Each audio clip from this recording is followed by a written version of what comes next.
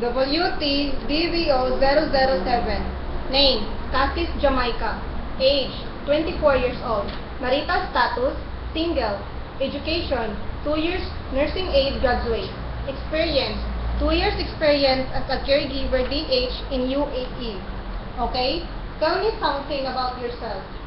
I'm Cassis Jamaica from Davao City, 24 years old, and I'm single, 2 years graduate of nursing aid of San Pedro College, and I have experience in UAE of caregiver domestic helper.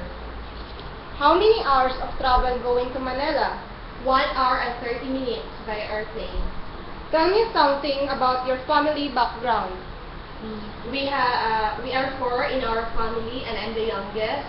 Both of my parents are staying at home and no work. If with children, who will take care of them? I have no children, ma'am, but if I have children, maybe my husband or my brother. Okay. Do you know, tell me something about your DH experience. About my DH experience or caregiver, I take a bath to the patient, cleaning the house, water the plants, cooking, and ironing the clothes. Okay. Do you know how to cook Chinese foods? Yes, ma'am, I know. Like Shanghai, lumpia Shanghai, chicken beef noodles, and pancit or bihon. What are your hobbies? My hobbies are cleaning the house, cooking, listening radio. Are you willing to take care of newborn baby? Yes, ma'am. How about elderly? Yes, ma'am. Do you know how to do bottle feeding? Yes, ma'am. What are the steps of bottle feeding? First, you have to wash the bottles, and after you wash the bottles, you have to sterilize it, and after sterilize, you have to put hot water in the bottle and mix it with milk. If the baby is still keep crying, what will you do?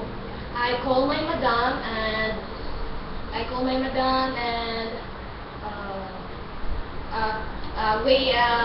carry the baby first. But if the baby is still crying, I call my madam and ask them what will I do. If the baby has fever, what will you do? Check the temperature and do the TSB or titty sponge bath or water or towel with water and apply it to the whole body. Do you know how to sing lullaby song? Yes, ma'am. Can you sing it for us? Yes, ma'am. Baba, black sheep, have you any wool? Yes, sir, 3 bags full. 1 for my master and 1 for my dame. 1 for the little boy who leads down the lane. Baba, black sheep, have you any wool? Yes, sir, 3 bags full. Okay. Do you have any other talents? Yes. Singing. Sing. If you feel homesick, what will you do? I just make myself busy doing the household. Okay. If one of your family members will get sick, will you break the contract? What No. will you do? No.